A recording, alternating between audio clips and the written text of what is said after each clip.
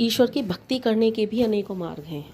ईश्वर की भक्ति का सिर्फ एक यही मार्ग नहीं होता कि आप ध्यान या पूजा अर्चना करने लगें तो सिर्फ यही भक्ति है।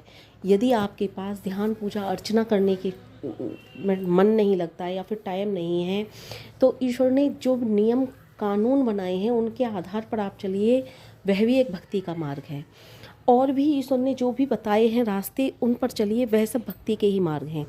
आप मंदिर में जाकर दीपक जलाए आओ, घंटा घड़ियाल बजाए आओ और फिर आकर के दूसरों को गाली दो, किसी के अहित की कामना करो, तो मैं तो इसे भक्ति मानती नहीं हूँ कि ये भक्ति है। भक्ति वह होती है जो ईश्वर ने रास्ते बताए हैं, आप उन पर चलो, भक्ति वो है।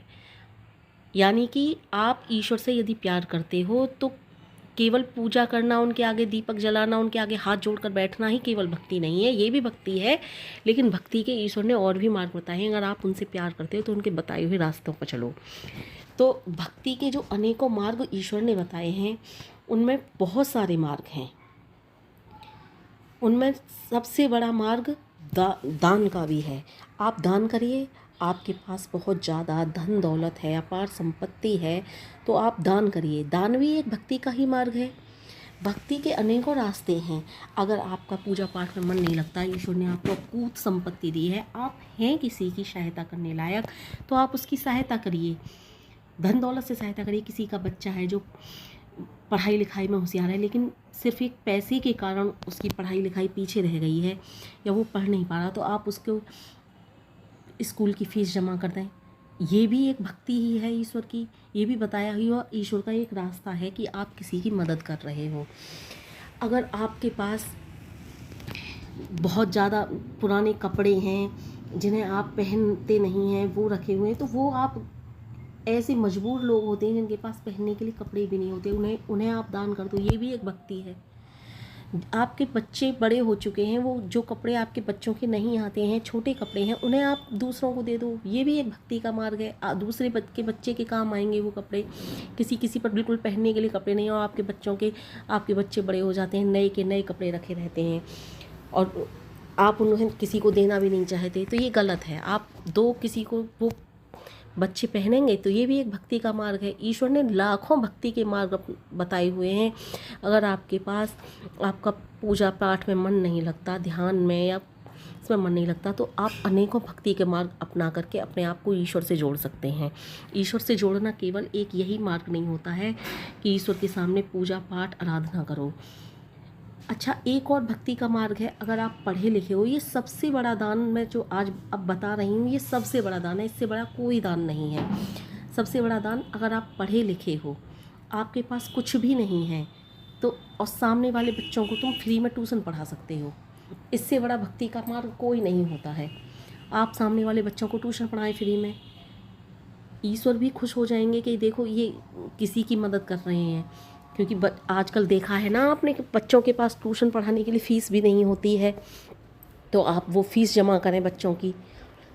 या फिर आपके पास पैसे नहीं हैं, आप ज़्यादा अच्छे पढ़े लिखे हो, पढ़ाई लिखाई में किसी ज़माने में होशियार रहे हो, तो आप बच्चों को फ्री में ट्यूशन पढ़ा सकते हो।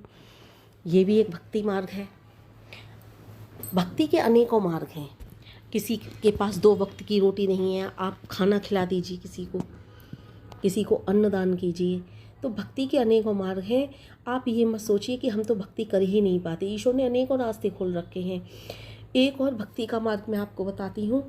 आप पेड़ पौधे लगाने में परफेक्ट हैं या फिर पेड़ पौधे लगाते हैं, आप अपने पास जो छोटे छोटे पेड़ पौधे होते हैं उनको दान कर दीजिए। दूसरा व्यक्ति के लिए भी खुशी होगी, प्रकृति की भी आप हेल्प करोगे। जो प्रकृति इस समय बहुत ज़्यादा प्रदूषण फैला हुआ है, तो उस प्रकृति की भी हेल्प होगी।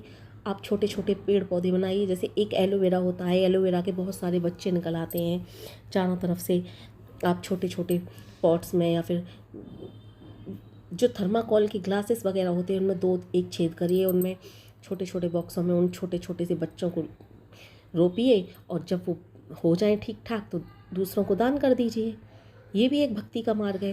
केवल एलोवेरा ही नहीं, कितने ऐसे पौधे होते हैं जो अपने आप ही एक से अनेकों पौधे बन जाते हैं। गिलोय होती है, गिलोय की आप एक डंडी लगा दीजिए, वह डंडी ही इतनी अच्छी हो जाती है कि आप किसी को दान कर दीजिए।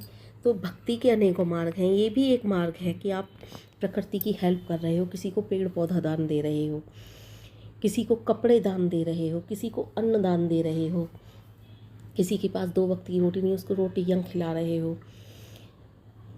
केवल भक्ति का मार्ग वह नहीं होता है कि आप मंदिरों में जाओ, घंटा घड़ियाल बजाओ, पूजा पाठ करो। भक्ति के अनेकों मार्ग ईश्वर ने खोले हैं। आप एक सेवा पकड़ लो, कोई भी सेवा पकड़ लो।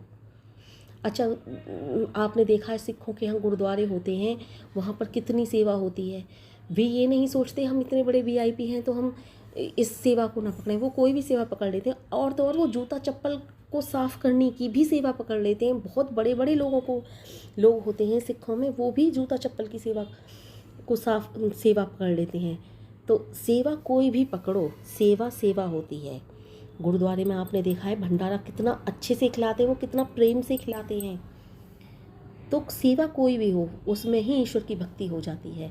कोई भी सेवा करिए आप, ईश्वर की भक्ति उसी में है।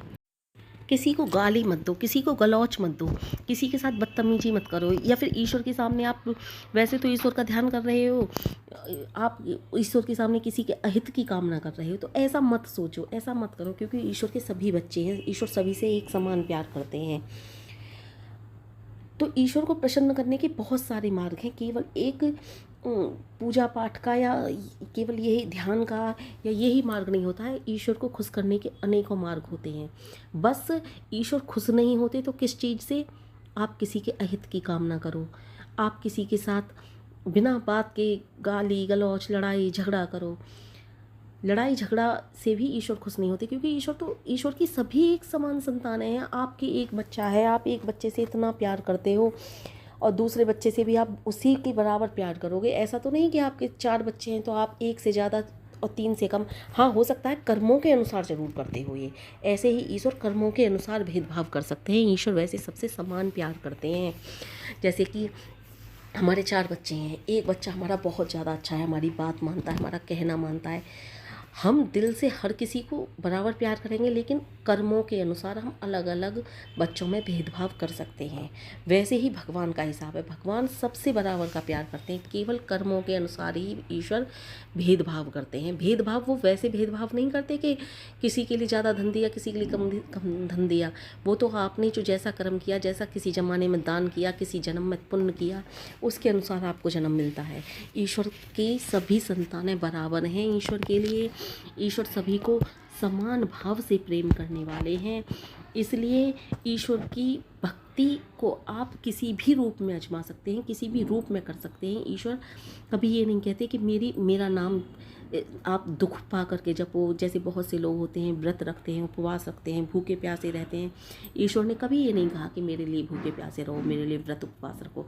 ईश्वर ये कहते हैं कि अच्छे सुमार्ग पर चलो, जो अच्छे रास्ते हैं उनको अपनाओ। ईश्वर अपने आप खुश हो जाएंगे। तो भक्ति का मार्ग मैं यही कहना चाहती हूँ, केवल वह नहीं होता जो आप पूजा पाठ या